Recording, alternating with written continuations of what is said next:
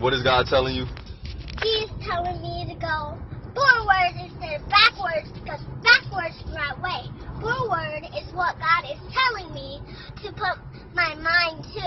I don't want to go backwards. I want to go forwards. Like Papa always says, go forwards instead of backwards because backwards is the right way. Not the right way. I'm about to say. Forward is the right way. Mm-hmm. That's because you're following God's path in each step, in each way. This way, this way. Mm-hmm. This way. Follow God's path. Follow which way? Let me see your hands. Follow which way?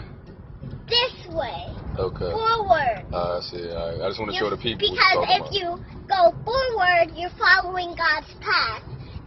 And the devil wants you to go backwards. He wants you to follow his path.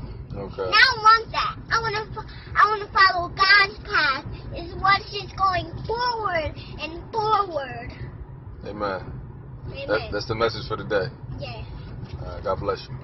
God bless you. This morning, I woke up this morning and I was studying and one of the scriptures, two scriptures that came to me and then I stopped studying. One of them was Jeremiah 7, let me see.